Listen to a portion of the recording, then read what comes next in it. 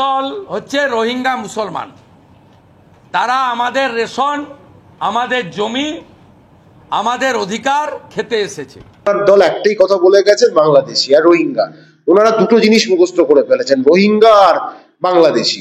রোহিঙ্গার ইতিহাস পেটে ঘুষি মারলে ওনাদের বিভিন্ন প্রান্তে বাঙালি পরিযায়ী শ্রমিকরা আক্রান্ত হচ্ছেন, রক্তাক্ত হচ্ছেন এবং ভয়ে, প্রাণ ভয়ে তারা বাংলায় ফিরছে।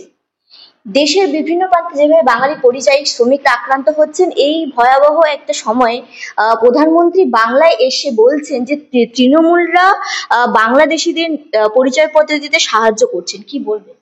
না, একটা কথা হচ্ছে, এবার যদি আপনি আপনার বক্তব্যটা দেখেন, দুর্গাপুরে আমাদের প্রধানমন্ত্রীর বক্তব্যের মধ্যে কিন্তু বড্ড একঘেয়েমি ছিল, গতানুগতিক ছিল। একটা বলার কিছু বলেছেন, উনি এসছেন কোনো একটা অন্য কাজে, এসে এখানে একটা বক্তৃতা দিয়েছেন, কিছু লোক এসছে। তারপর আমরা দেখলাম একটা ভালো সিনেমা, 200 আর 500 টাকার মধ্যে মারামারি হচ্ছিল, কে কত চেয়ার ভাঙতে পারে সেটাও দেখলাম। মানে উনি কিন্তু যাওয়ার পরেও ভালো সিনেমা আমরা দেখেছি, ওনার সিনেমাটাও দেখেছি, কিন্তু ওনার সিনেমাটা বড্ড বোরিং ছিল। উনি কি বলেছেন, কি বলতে চেয়েছেন, জয় মা কালী করেছেন। তো ঘটনাটা হচ্ছে উনি একটা কিছু বলতে চেয়েছেন, কিন্তু যা বলতে চেয়েছেন যা পরিষ্কার কিন্তু হয়নি মানুষের কাছে। সুতরাং ওই গতানুগতিক উনি বলেছেন, উনি তৃণমূল সাহায্য করছে না অন্য কোনো দল সাহায্য করছে। প্রথম কথা, ওনার দল কি করছে? ওনার দল আজকে বাঙালিরা প্রত্যেকটা জায়গায় লাঞ্ছিত হচ্ছেন, আক্রান্ত হচ্ছেন। ওনার দল এটা নিয়ে বলেননি। ওনার দল একটাই কথা বলে গেছেন, বাংলাদেশি আর রোহিঙ্গা। ওনারা দুটো জিনিস মুখস্থ করে ফেলেছেন, রোহিঙ্গা আর বাংলাদেশি। রোহিঙ্গার ইতিহাস পেটে ঘুষি মারলে ওনাদের বেরোবে না।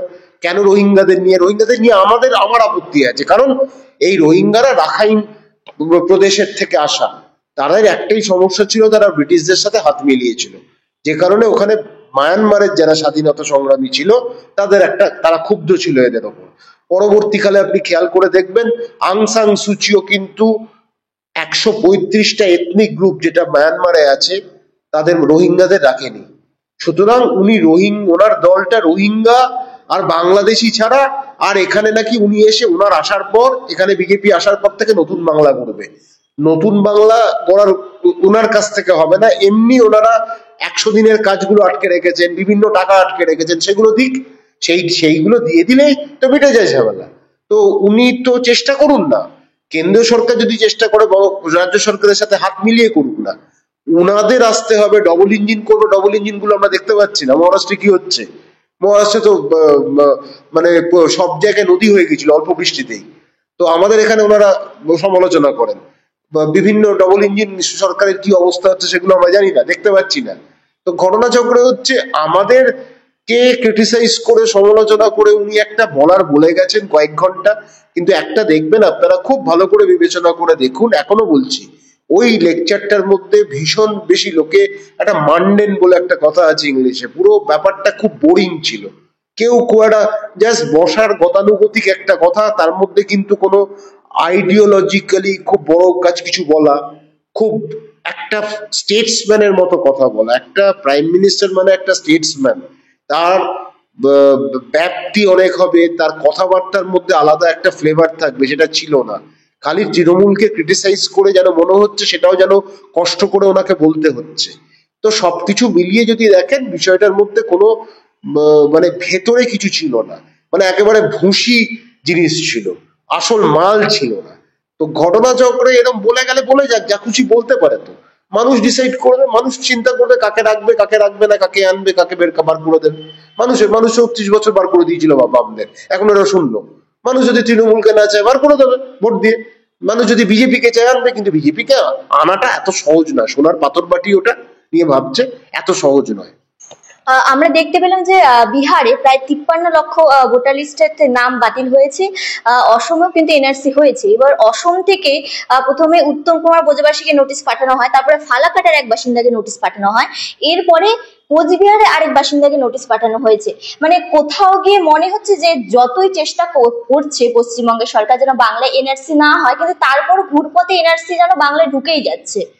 দেখুন, একটা কথা আমি আবার বলবো, কয়েকটা ডিটেনশন ক্যাম্প তৈরি করুক বিজেপি, ঠিক আছে? স্বপ্নের ডিটেনশন ক্যাম্প তৈরি করে রাখুক, কয়েকটা পাগলা গারদ তৈরি করে রাখুক নিজেদের জন্য। ভুল ভাল মাথা খারাপ হয়ে গেছে, এই মাথা খারাপের একটা চিহ্ন দেখা যাচ্ছে। সুতরাং একটা অবসেশন বলে একটা কথা বলে, অবসেসিভ কম্পালসিভ ডিসঅর্ডার বলে একটা কথা আমরা বলি। তো সেটা বিজেপির মধ্যে দেখা যাচ্ছে। সুতরাং ওদের চিকিৎসা দরকার, তার জন্য কয়েকটা বেশি বাংলা গারদও করে রাখতে পারে। ডিটেনশন ক্যাম্পের পাশে বাংলা গারদ রাখলে ওরা মানসিকভাবে ঠিক থাকবে যে হ্যাঁ কয়েকটা ডিটেনশন ক্যাম্প করেছি, এনআরসি করেছি। কারণ এমনি আসামে মুসলমানদের বাস দিতে গিয়ে হিন্দুদের বাস দিয়ে দিয়েছে। বিজেপি আবার তাদের সিএ করে তাদের আনতে চেয়েছিল অসমে। বাঙালি বিরোধী অসম সরকার, এই যে হেমন্ত বিশ্ব শর্মা, প্রফুল্ল মহন্ত, ফুকন, এরা সব বাঙালি বিরোধী ছিল। তো সেই লোকগুলো এসে বাঙালি মেনে নেবে? পারেনি। সিএ এটা ওখানে অকৃতকার্য হয়েছে, ব্যর্থ হয়েছে। তো আমার বক্তব্য হচ্ছে এক সাথে এইরকম বাংলা একটু খোঁজাচ্ছে, কারণ বাংলা মোটা মাঝে মাঝে হয়, একটা ফেজে হয় বাংলা মোটা, আবার ফেজ ইলেকশন আসছে, একটা ফেজিক বাংলামো শুরু হয়েছে। তো এরকম দু একজনকে পাঠিয়ে দিয়েছে, চিঠি পাঠিয়ে দিয়েছে, এই প্রেমালাপ করছে চিঠির মারফত। পেন ফ্রেন্ড হতো এককালে, এরকম ফ্রেন্ডশিপ চাইছে। তো ঘটনাচক্রে এরকম করুক, তাতে অসুবিধা নেই। কিন্তু এটা বুঝতে পারছে না এই পাগলামোগুলো মানুষ মানবে না। গোহারা হারবে, গোহারা হারবে, তখন আর বলার মুখ থাকবে না। এনআরসি যদি বাংলার ওপর চাপাতে যায়, বিজেপি বলে কিছু থাকবে না, এটা পরিষ্কার বলে দিলাম। কিন্তু একটা প্রশ্ন জাগছে না যে ভোটের ঠিক আগে এনআরসি অসমে এরকম হলো, যেখানে বাঙালিদেরকে ডিটেনশন ক্যাম্পে বেশি রাখা হচ্ছে, আবার এনআরসি পশ্চিমবঙ্গ হবে, তো 26-এর নির্বাচন সামনেই, তো ভোটের আগে যে এরকম করছে বিজেপি, যেখানে বিজেপি বারবার করে হিন্দু হিন্দু করে, তো সেক্ষেত্রে কতটা প্রভাব পড়বে তাদের ভোটে? তো ভয়টা কারা পাচ্ছে? অ্যাংজাইটি ডিসঅর্ডার আছে, রাত্রির বেলা হিন্দুদের ভয় পায়, সকালবেলা উঠে এনআরসি ভাবে। তা এরা নর্মাল সাধারণ মানুষ তো এরা নয়, এরা তো অসাধারণ মানুষ যাদের মধ্যে একটু পাগলামো আছে। তো ঘটনা হচ্ছে এই এনআরসি করে মানুষের মধ্যে কোথায় লাভ হবে? কিছু ট্রাইবাল এরিয়া লাভ হবে। নর্থ বেঙ্গলে কেন করছে? নর্থ বেঙ্গলে যাতে ভোটের জায়গাগুলো, সিটগুলো রাখতে পারে। 77 থেকে এমনি নেমে গেছে, এবার সেটা নেমে গিয়ে যদি 30টাও হয়ে যায়, কেউ অসম্ভব নয়। এবং বিজেপির নেতা সে এখন বসে গেছে, সে কিন্তু বলেই দিয়েছে একটা জায়গায় 30 থেকে 40টার বেশি বাচ্চা না। সে বুঝতেই পেরেছে বিজেপির অবস্থাটা কি। আরে রোড ম্যাপ তৈরি করো, বাংলাকে কি দেবে তুমি, ডেভেলপমেন্ট দাও, কোথায় কোন ইন্ডাস্ট্রি করবে সেটা দেবে, কটা লোকের চাকরি, 15 লাখ টাকা যেরকম কেউ পায়নি এখনো ব্যাংকে, কারণ ব্যাংকে আসেনি, কালো টাকা আসেনি, সেরকম কোথায় বাংলার মানুষকে চাকরি দেবে? আর বাঙালিদের পিটিয়ে যাচ্ছ নিজেদের রাজ্যে, সেগুলো কে বাংলার মানুষ ক্ষমা করবে? আর এনআরসির গল্প শোনাচ্ছ, ওই গল্প কেউ শুনবে না। আর এই যে এসআইআর আনছো, এসআইআরটা তো এনআরসিরই মতন একটা পদ্ধতি, খালি নির্বাচন কমিশন করছে। নির্বাচন কমিশন পরিষ্কার রাজনৈতিক ভাবে মানে পক্ষপাত দুষ্ট হয়ে গেছে। তো এই জায়গাটা তো বন্ধ করতে হবে। তো ঘটনা চক্র হচ্ছে এইরকম ভুলভাল কথা বলে, ভুলভাল কাজ করে লোকে এই পাগলামোটার জবাব পাগলামোতে দেবে না, ভোট বাক্সে শূন্য করে দেবে। সেটা যেন বিজেপি মাথায় রাখে। আর কে কোন অবাঙালি যারা এসে এখানে জ্ঞান দেবে, আর সেই অবাঙালিদের জ্ঞানে বাংলা চলবে না, বাঙালিরা চলবে না, এটা খুব স্পষ্ট করে বলতে চাই। এই প্রবাহে বিরোধী দলনেতা শুভেন্দু অধিকারী বলছেন যে 26-এর আগে বদলও হবে এবং বদলাও নেওয়া হবে, কি বলবেন? বেশ, উনি বদলা নেবেন। আমরা স্বপ্নেও মাঝে মাঝে লড়াই করি, ঠিক আছে। আরইএম স্টেটে থাকি আমরা, যখন আমরা করি তো অসুবিধা কি আছে? উনি আজকে সারা জায়গায় চষে ফেলেছেন, ঘুরে ফেলেছেন, বিজেপিকে প্রায় এনে দিয়েছেন, কিন্তু প্রত্যেকটা ব্যাপী উপনির্বাচনে বিজেপি হেরেছে। তো ওনার মুখটা কেউ মেনে নেয়নি। উনি চেষ্টা করেছেন বলার, কিছু মিডিয়ার জন্য ওনার প্রচারটা বেশি হয়েছে, পরিষ্কার কথা। আপনারা সবার কথা মানছেন, কিন্তু উনি কয়েকটা পোর্টালকে উনি রেখে দিয়েছেন নিজের মতন করে, যে উনি যখনই হাঁটেন তারা বলে, উনি যখনই কাঁদেন তারা বলে, উনি যখনই হাসেন তারা বলে। তো উনি যা খুশি করার বলুক, ভোটটা তো বাংলার মানুষ দেবে। উনি তো 13 কোটি, উনি তো 10 কোটি বার ভোট দিতে পারবেন না। 10 কোটি বার ভোট দিতে পারলে একটা বলার ছিল, 10 কোটি বাংলার মানুষ ভোটটা দেবে। সুতরাং সেখানে হচ্ছে উনি রোহিঙ্গা নিয়ে পাগল হয়ে গেছেন, উনি বাংলাদেশি নিয়ে পাগল হয়ে গেছেন, ওনার আর কিছু বলার নেই নতুন করে। কিন্তু একটা কথা, রাজনৈতিক নেতাদের কিছু বলার দরকার থাকে, একটা রোড ম্যাপ তৈরি করার থাকে। শিক্ষকদের জন্য কি করবে, শিক্ষানীতি হবে কি, একটা ব্যবসায় কি নীতি হবে, কটা বাঙালিকে চাকরি দেবে, কটা বাঙালিকে ব্যবসার জন্য মানে আরো উদ্বুদ্ধ করবে, সেগুলো বলুক। আর বাঙালিরা যে লাঞ্ছিত হচ্ছে, মার খাচ্ছে, পেলোডারে কোথায় একটা কথা বলেছেন? একটা কথা কিছু বলেননি। বাঙালি মুসলমান যারা ভারতীয়, তারা আজকে মার খেয়েছে, তারা আজকে মৃত্যুর মুখে পড়েছে, তাদের আজকে লাশ ফেলেছে বিভিন্ন জায়গা থেকে, ওই সে নিয়ে তো কিছু বলেনি। উনি তো ভারতের কথা বলবেন, অথচ উনি হিন্দুদের কথা যদি বেশি বলতে চান, বাঙালি হিন্দুরাও তো মার খাচ্ছে উড়িষ্যায়, সেখানেও তো মেরে পিটিয়ে বার করে দিচ্ছে। ওই উনি একটা কথা বলছেন, একটা উচ্চারণ কিছু করেছেন, এর মানে এর বিরুদ্ধে একটা কথা, একটা শব্দ ব্যবহার করেছেন, কিচ্ছু করেননি। সুতরাং একটা কথা স্পষ্ট, শুভেন্দু অধিকারী কেন, এটা বিজেপির এখন একটা টোটাল যদি একটা ফেনোমেনন দেখেন, মাথাটা খারাপ হয়ে গেছে। একটা হচ্ছে বারবার বলছি, একটা অবসেশনে ভুগছেন এনআরসি নিয়ে, একটা অবসেশনে ভুগছেন রোহিঙ্গা নিয়ে, এরপরই তার ডিসঅর্ডারটা মানে ডিসঅর্ডার গুলো আমরা দেখতে পাচ্ছি। সুতরাং পাগলামোটা বন্ধ করে কাজের কথা বলুক, তাও কটা সিট বাঁচিয়ে রাখতে পারবেন, অত আবার শূন্য হয়ে যাবে। আর আরো কিছু লোকজন আছে ওদের, দেখবেন কিছু কিছু অন্য পোর্টালে ওনারা প্রচুর জ্ঞান ট্যান দেন। এক ভদ্রলোক আছেন যিনি গভর্নর ছিলেন কোনো কোথাকার জায়গায়, তিনি হিন্দু গিল্ট নিয়ে অনেক কথা বলেন। তো ঘটনাটা হচ্ছে এইরকম, এত গিল্ট ওদের মধ্যে আছে, ওদের ইনোসেন্স বলে কিছু নেই, গিল্ট আর পাগলামো। এই পাগলামোটা দেখতে গিয়ে লোকে কিন্তু এখন, এই বাতুলতা দেখতে দেখতে লোকে বোর হয়ে যাচ্ছে, আর এখন চাইছে না, চাইছে নতুন কিছু। আমার বক্তব্য হচ্ছে, আর এখন বাঙালিদের নিয়েই কথা, শেষ কথা বাঙালি বলবে, আর বাঙালিদের নিয়েই কথা হবে, বাঙালিকে কেন্দ্র করে হবে। অবাঙালির পার্টি নাথানি গাথানি আগরওয়াল সাদের পার্টি, গুজ্জুদের পার্টি কি বললো, তাদের আমাদের বাঙালিদের কিছু এসে যায় না। বাঙালিরা বাঙালির মতনই থাকবে, বাঙালিরা ভারতবর্ষেরই বাঙালি, সেখানে মুসলমানও বাঙালি, হিন্দুও বাঙালি আছে, খ্রিস্টান বাঙালি, বৌদ্ধ বাঙালি আছে। সুতরাং সেটা নিয়ে ভয়ের কিচ্ছু নেই। আমরা একত্রিত হয়ে বিজেপি নামক অবাঙালির দলটাকে ছুঁড়ে ফেলতে হবে, কারণ ওরা পাগল হয়ে গেছে, পাগলদের কখনো সরকারে আনতে নেই, তো সেই কারণে তাদেরকে ছুঁড়ে ফেলতে হবে, এটা স্পষ্ট কথা।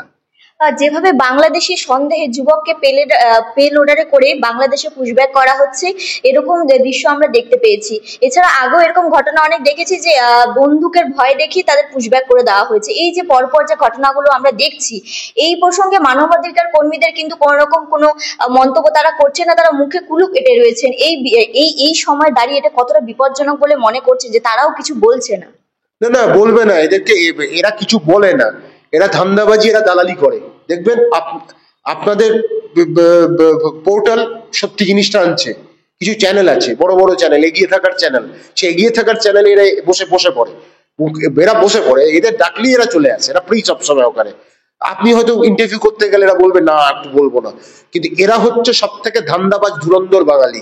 এই বাঙালিরাই বাঙালিদের শেষ করেছে। কেউ সাহিত্যিক আছে, কারুর ডক্টরেট নিয়ে প্রশ্ন আছিল, সে ডক্টরেট লিখে বেড়াতো, কোথাকার ভিসি ছিল, উনি সব জায়গায়, আপনার বাড়ির উঠোনেও যদি একটা ফুল মানে তুলতে যদি ওনাকে ইনঅগারেট করতে বলা হয়, উনি চলে আসেন, ওনাকে সব জায়গায় দেখা যায়। কিন্তু উনি হচ্ছেন সব থেকে ভুলভাল বলেছেন, বকছেন, এরা হচ্ছে মুশকিল। আর বাকি বিদ্বেষণ, হ্যাঁ নিশ্চয়ই বাকি বিদ্বেষণদের কথা বলবো, তারা কোথায়? অনেক কবি আছেন, বিভিন্ন কবিতা লেখেন, সেই কবিরা কোথায়? তাদের পেন আটকে গেল, না কালি ফুরিয়ে গেছে, না পেন হাত থেকে কেউ কেড়ে নিয়েছে, তারা লিখছে না কেন? আর রাস্তায় নামছে না কেন? অনেক বুদ্ধিজীবী আছে, আর আবার অনেক বুদ্ধিজীবী তো আরজি করার সময় রাস্তায় বসে অনেক চক দিয়ে অনেক কিছু এঁকেছিল, কোথায় তারা? তারা চুপ করে বসে আছে। মৃদয় মঞ্চটা কি হতো, যাদের আবার ইভেন্ট ম্যানেজমেন্টকে দরকার হতো প্রচার করার জন্য, তারা কোথায়? আমার বক্তব্য হচ্ছে, একেবারে দ্বিচারিতাগুলো এইসব বাঙালিরা বাঙালিদের নষ্ট করেছে। তো এইসব বাঙালিদের বাদ রেখে সাধারণ বাঙালি, নিম্নবিত্ত বাঙালি, শ্রমিক শ্রেণীর বাঙালি, কর্মঠ বাঙালি, যারা কর্মক্ষেত্রে যারা প্রচন্ড কাজ করছে, মাথার ঘাম পায়ে ফেলে রোজগার করছে, অর্থ উপার্জন করছে, তাদের নিয়ে সংগঠিত হয়ে এই বাঙালি জাতীয়তাবাদী আন্দোলনকে আরো সংগঠিত করতে হবে, আরো শক্তিশালী করতে হবে। আমি এলিট বাঙালি নিয়ে কথা বলবো না, ওই সাহিত্যিক ধান্দাবাজ ধুরন্ধর বদমাইশ বাঙালিগুলোকে নিয়ে আমার কিচ্ছু এসে যায় না, বলছি না, তাদেরকে দরকারই নেই আমাদের। একটা চুনোপুটি কয়েকটা লোক আছে, তাদের বইগুলো ছুঁড়ে ফেলে দাও, ওখানে পুড়িয়ে দাও, কিচ্ছু হবে না, কিচ্ছু এসে যাবে না। বা ওই কিছু লোক আছে যাদের ডিগ্রি নিয়ে সন্দেহ আছে, তাদেরকে ছুঁড়ে ফেলে দাও, কিচ্ছু এসে যাবে না। কিন্তু কর্মঠ বাঙালি, যারা শ্রমিক শ্রেণীর মহিলারা, যে মহিলারা গ্রামে রাত্রির বেলা জেগে মাছ বিক্রি করতে আসেন, চাল বিক্রি করতে আসেন, সেই বাঙালিরা আসুক। তারাই তো মার খাচ্ছে বেশি, যারা পরিযায়ী হয়ে যাচ্ছে তারা মার খাচ্ছে বেশি। তারা যেন মার না খায়, তাদের ওপর কোনো আক্রমণ না আসে, তাদের যেন লাঞ্ছিত না হয়, অপমানিত না হতে হয়, সেই বিষয়টা আওয়াজটা তোলা খুব প্রয়োজন। এবং সেই জন্যই বারবার বলছি, বাঙালি জাতীয়তাবাদী আন্দোলনটা খুব প্রয়োজন। এবং এরা বোবা হয়ে যায়, এরা এরা টিভি চ্যানেলের মুখ হলেও বোবা হয়ে যায়, এরা টাকা পেলেও বোবা হয়ে যায়, এরা বোবা হয়ে যায়। নিজেদের ধান্দাটা করতে পারলে এরা খুশি। সেই বাঙালিকে আমার দরকার নেই, সেই বাঙালি কি করলো কিছু এসে যাবে। কিন্তু সাধারণ বাঙালি যখন রাস্তায় নামবে, হ্যাঁ সেই জিনিসটা সেদিন হবে সব থেকে বড় বিষয়। তাতে কিন্তু বাঙালি বুঝবে যে রাস্তায় বাঙালি নেমেছে, এবং বাঙালি বিরোধী শক্তি যেমন বিজেপি, অবাঙালিদের দল একটা, তো এরা ভয় পাবে। সুতরাং সেই দিন বেশি দূরে নয়, সেদিন কাছেই আছে যখন বাঙালিরা ঐক্যবদ্ধ হয়ে এই লড়াইয়ে সামিল হবে এবং বাঙালি জাতীয়তাবাদী বাঙালি সত্তা সেইটাকে আরো পুনরায় স্থাপিত করবে, এবং শুধু সেটা না, বাংলা আবার সোনার বাংলাই হবে।